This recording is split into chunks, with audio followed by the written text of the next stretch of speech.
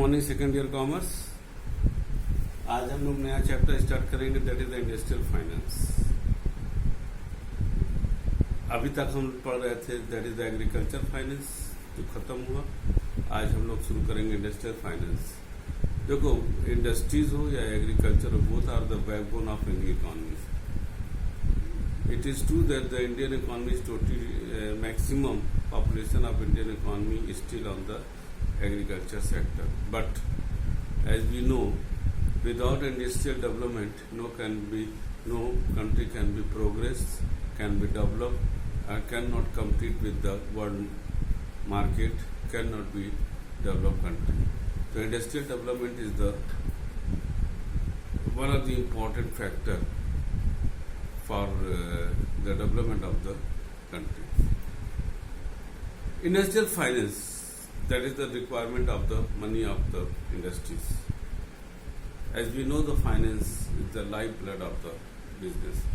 Without blood, जैसे एक व्यक्ति बिना खून के जीवित नहीं रह सकता, उसी तरह शरीर रहते हुए भी नहीं रह सकता, उसी तरह पूंजी, that is the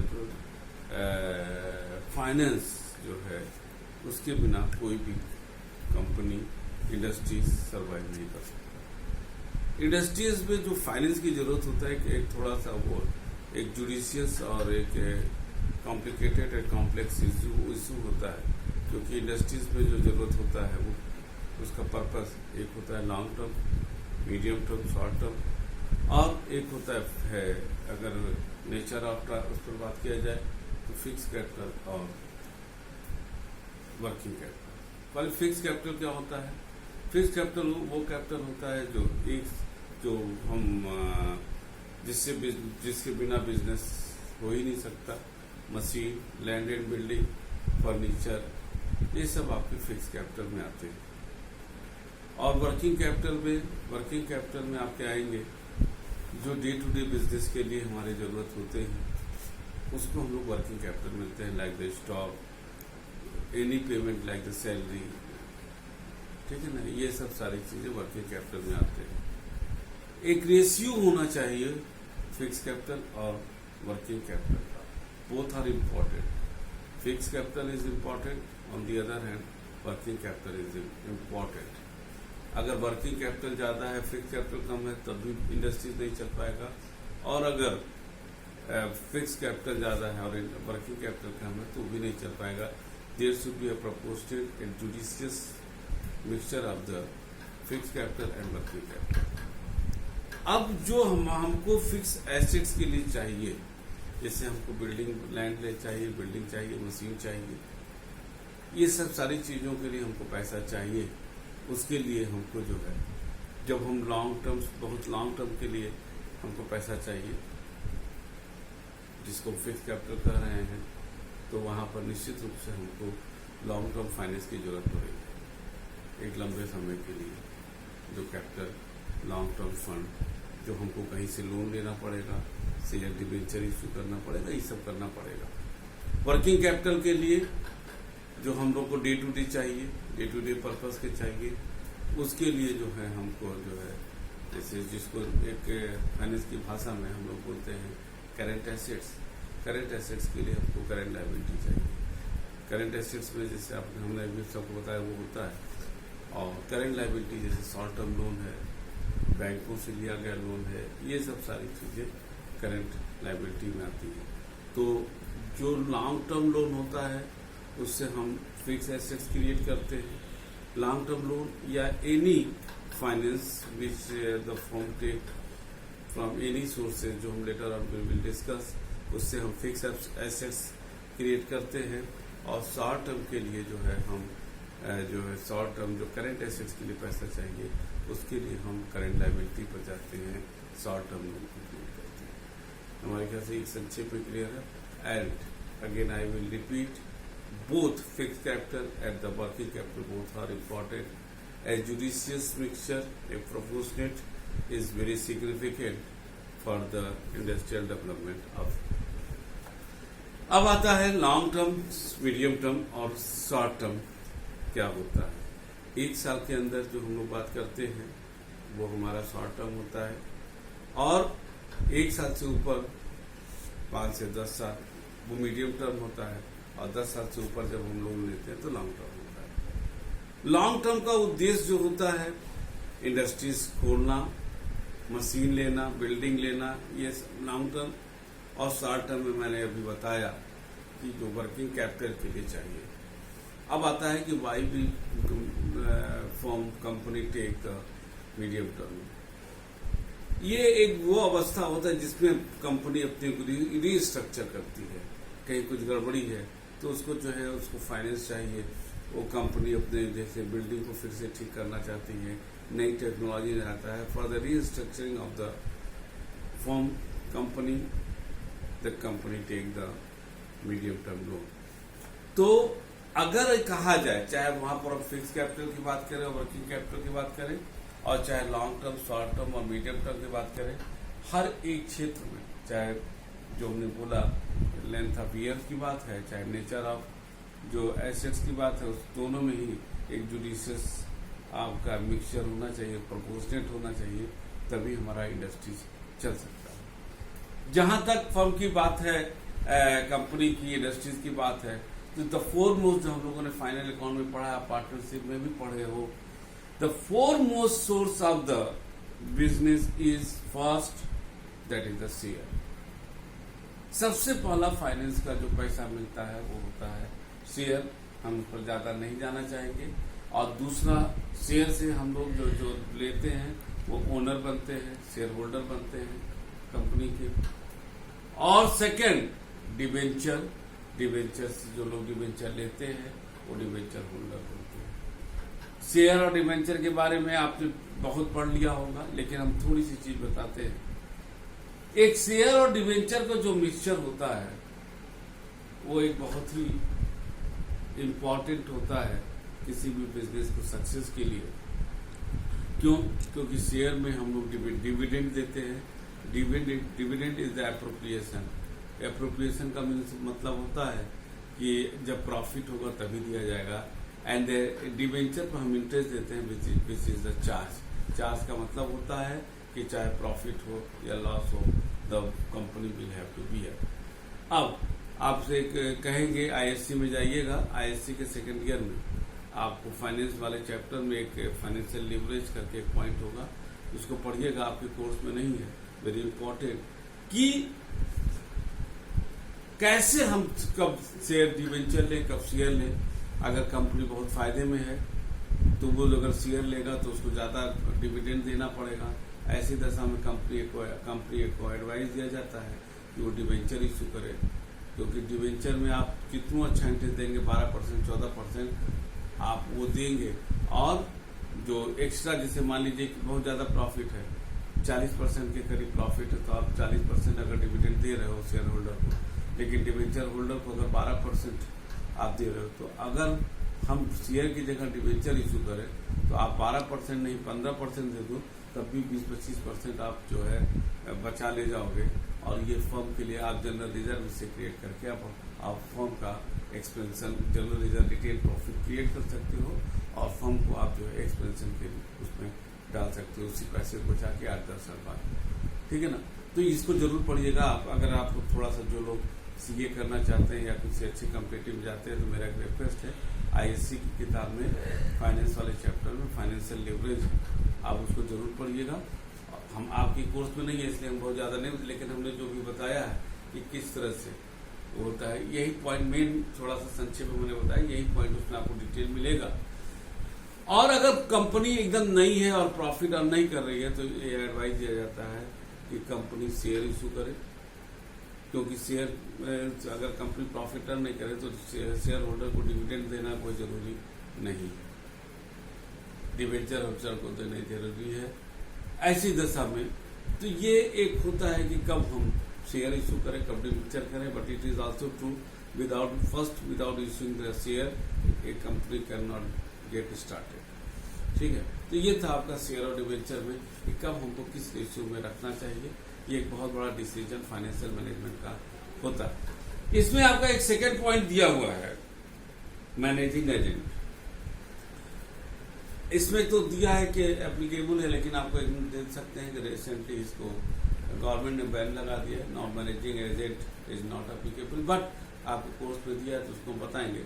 managing agent is an outsider. Outsider होता है जो कंपनी के लिए इमरजेंसी में या किसी पर्टिकुलर सिचुएशन में काम करता है। जैसे मान लीजिए फाइनेंस की जरूरत है तो मैनेजिंग एजेंट एक सर्टेन कमीशन लेता है और आउटसाइडर होते हुए भी कंपनी के तरफ से कंपनी के लिए फाइनेंस की व्यवस्था करता है, अपने पास से या किसी सोर्स से उसको दिलवाता है। मैनेजिंग एजेंट एक बहुत बड़ा कॉन्सेप्ट है, सिर्फ फाइनेंस के संदर्भ में हर क्षेत्र में ये लागू होता था। इवेंट मैनेजमेंट तक ये संभाल लेते थे ये आउटसाइडर। बाद में कुछ कारणों से इसमें कुछ गड़बड़ियां आई जिसकी वजह से गवर्नमेंट ने बंद कर दिया। लेकिन एक अच्छा कॉन्सेप्ट था कि एक व्यक्ति, जैसे नहीं होता है कि बहुत से लोग हमारे परिवार के होते हैं जो बाहरी हैं, लेकिन समय समय पर जब भी परिवार में मुसीबत पड़ता है तो वो जो है परिवार की मदद करते हैं। उसी तरह ये व्यक्ति होता है मैनेजिंग एजेंट जो आउटसाइडर है, बट एज ए प्रोफेशनल वो कंपनी को सारे फाइनेंस की सुविधा उपलब्ध कराता है। उसी को हम लोग मैनेजिंग एजेंट बोलते हैं। The third point is commercial bank. हम लोग काफी पढ़ चुके हैं। यहाँ पर एक चीज हम बता दें, कॉमर्शियल बैंक ओनली प्रोवाइड, चाहे वो नेशनलाइज्ड है चाहे प्राइवेट है, कोई हो, commercial bank only provide the working capital, not for the amount of the fix capital. Again I am repeating, commercial bank is the part of the money market, and the commercial bank being the part of the money market provide the loan to the company industries for the working capital only। क्योंकि working capital एक ऐसा क्या कहते हैं fund है, पैसे की जरूरत है जिसके बिना चल नहीं सकता है। डे टू डे बेसिस पर कमर्शियल बैंक इसको उसको उपलब्ध कराता है। लॉन्ग टर्म के लिए फाइनेंशियल इंस्टीट्यूशंस होते हैं, इसको हम लोग आगे इसी चैप्टर में पढ़ेंगे और वहां तब बताएंगे कि what is the difference between the commercial bank and financial institutions. Unit trust next है, चौथा यूनिट ट्रस्ट ऑफ इंडिया, जो हमारे यहाँ 1964 में इस्टेब्लिश किया गया था। Unit trust India, it is the statutory company. Statutory company मतलब होता है establish by the law. Unit trust of India industrial जो हमारे हाउस हैं उनको लॉन्ग टर्म के लिए लोन देता है। यूनिट ट्रस्ट ऑफ इंडिया जो नाम दिया हुआ है, यूनिट ट्रस्ट ऑफ इंडिया को गवर्न करने वाले ट्रस्टी होते हैं। एक बोर्ड बनता है ट्रस्टियों का, इसके चेयरमैन और संभवतः 4 ही है, जिसके ट्रस्टी को reserve bank of India appoint करता है, कुछ को गवर्नमेंट और कुछ को करती है।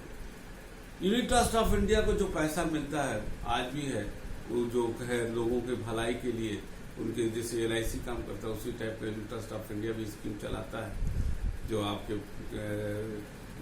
एजुकेशन के लिए, शादी ब्याह के लिए, बिजनेस के लिए तमाम तरीके का इंश्योरेंस स्कीम चलाएगा आपको। और जैसे LIC में जो होता है वो हम लोग बोलते हैं लाइफ इंश्योरेंस, उसी हम बोलते हैं एक यूनिट को हम लोग बोलते हैं यूनिट, तो इसीलिए इसका नाम यूनिट ट्रस्ट ऑफ इंडिया पड़ा है। यूनिट ट्रस्ट ऑफ इंडिया जो है ये लॉन्ग टर्म लोन इनको देता है, ठीक है ना। It collect the saving of the lower and middle class, so that ये सब तो है ही, रिजर्व बैंक ऑफ इंडिया, ठीक है ना। इसका जो यूनिट ट्रस्ट ऑफ इंडिया का जो मेन उद्देश्य होता है कि जो हमारे स्मॉल इन्वेस्टर्स हैं, जो हमारे मिडिल क्लास और लोअर क्लास के लोग हैं, उनके छोटे छोटे सेविंग को इकट्ठा करना, जिससे कि उनका भविष्य सुरक्षित हो सके, और उस पैसे को जो है जो वो इकट्ठा करता है एक स्कीम के तहत, और उसको जो है लॉन्ग टर्म लोन के रूप में वो इंडस्ट्रियल हाउस को लोन के रूप में दे देता है। नेक्स्ट है LIC, लाइफ इंश्योरेंस कॉर्पोरेशन, जो नेशनलाइज्ड हुआ था 1956 में। It is also the statutory company. LIC एक ऐसी संस्था है जो हमारे हम लोगों को सुरक्षा प्रदान करता है और हमारे इकोनॉमी में बहुत बड़ा इसका रोल होता है, ठीक है ना। Central state government, industrial bank. अब आते हैं इंडस्ट्रियल बैंक जो होता है। देखो, इंडस्ट्रियल बैंक और कमर्शियल बैंक में अंतर होता है। कमर्शियल बैंक का हम लोग डिफिनेशन जानते हैं, those banks which collect deposit the money and land the, जो लोगों का डिपॉजिट कराता है। हम जब कमर्शियल बैंक में पैसा जमा करते हैं, डिपॉजिट करते हैं, तो वहां पर हम बैंकों को डिपॉजिट करते हैं, लेकिन बैंक हमसे ये नहीं पूछता कि हम यहाँ पर इसको कहाँ पर हम आपका पैसा लगा दें। अब industrial bank, industrial financial corporation में भी आप देखोगे कि ये लोग भी पैसा डिपॉजिट कराते हैं, लेकिन दोनों में अंतर आप समझने की करते हैं। बैंक के डिपॉजिट और उनके डिपॉजिट में अंतर होता है। A general public deposit its money into the bank not for this purpose कि bank will lend that money, and bank never ask to us as a depositor कि सर क्या हम आपका पैसा कहीं लगा दें, but we know as a implied condition कि बैंक always lend that money but its own risk, हमारे रिस्क पर नहीं। हमको उसको किसी को उधार देता है, वो अपने रिस्क पर देता है। In this case bank will be the primary lender, I am simply A depositor, ठीक है ना। बट इंडस्ट्रियल फाइनेंस जो कॉर्पोरेशन होते हैं, ये भी डिपॉजिट कराते हैं, लेकिन इनका डिपॉजिट का उद्देश्य अलग होता है। जब ये डिपॉजिट कराते हैं तो उसमें जो है इसका उद्देश्य होता है कि हमसे ये पूछते हैं कि साहब हम कहाँ पैसा आपका लगाए, शेयर में लगाए, डिबेंचर में लगाए या एक मिक्स्ड फंड में लगाए। हम इनको पैसा देते हैं कि आप कहीं लगा दीजिए। That's why it is said that जो all the financial corporation play the role of the secondary lender, because we know and the financial corporation always asks us कि हम आपका पैसा कहाँ लगाएं। इसीलिए वो हम बैंक में पैसा बैंक के रिस्क पर लगाया जाता है, बैंक उसका अगर डूबता है तो बेयर करता है। लेकिन फाइनेंशियल कॉर्पोरेशन में हम जब पैसा लगाते हैं तो बैंक जो कॉर्पोरेशन हमसे पूछता है हम कहाँ लगाएं, तो इसलिए रिस्क वहां पर हम बेयर करते हैं। फाइनेंशियल कॉर्पोरेशन जो हमसे पैसा लगता है इंडिया, उसी को हम लोग एक संक्षेप में म्यूचुअल फंड भी बोलते हैं। म्यूचुअल फंड की हमने पैसा उसको लगाया क्योंकि that is a specialised body, वो जानता है मार्केट कंडीशन को और वो हमसे पूछता है, हमारे अनुसार वो पैसा वहां पर लगा देता है। In that case the financial corporation play the secondary lender and depositor जो पैसा लगाता है। यानी कि हम फाइनेंशियल इंस्टीट्यूशंस में फाइनेंशियल इंस्टीट्यूशन को पैसा देते हैं कि पैसा लगाओ, जबकि बैंकों में हम पैसा जमा करते हैं, उसको देते नहीं। अब थोड़ा सा और डेटा की ओर बढ़ते हैं। इंडिया में after the independence 1948 industrial financial corporation was setup, जिसको हम लोग आगे पढ़ेंगे। आईडीबीआई हमारे यहाँ आया, ऐसी आईडीबीआई के बारे में डिटेल पढ़ेंगे हम लोग, ठीक है। ऐसी तमाम संस्थाएं आई, ठीक है ना। और इसमें थोड़ा सा आगे चलेंगे। Reason for the progress of industrial bank क्यों स्लो हुआ, इनएफिशिएंट मैनेजमेंट बताने की जरूरत नहीं है, पॉवर्टी गरीबी, low rate of interest, the interest rate given by industrial bank is very low, so there are unable to attract the more deposit, negligency of the banking principle, ये सारी चीजें थी। Function of industrial bank to accept deposit for longer period from the public, the period varies from the 5 to 20 years. They provide a loan for the longer period. The period of the longer loan, term loan ranges from the 10 to 30 years. To purchase the share debenture of the company and to underwrite the share of the debenture of the company. Importance of Indian bank इसको हमने उसमें बता दिया था, और थोड़ा सा हम इसको जो है हम इसमें सारे करीब पॉइंट को हमने बता दिया है। आगे जो है हम लोग इसमें पढ़ेंगे जो चीजें हैं कि कितने कितने कॉर्पोरेशन है, क्या है, अब हम उनके बारे में अगले क्लास में पढ़ेंगे। आज का क्लास यहाँ ओवर करते हैं और उम्मीद करते हैं कि क्लास समझ में, इसको डिटेल पढ़िएगा, very interesting and very important chapter, ठीक है, not only for the knowledge point of view but also the competition point of view. Next class में हम सारे कॉर्पोरेशन के बारे में पढ़ेंगे, और तब तक के लिए थैंक यू।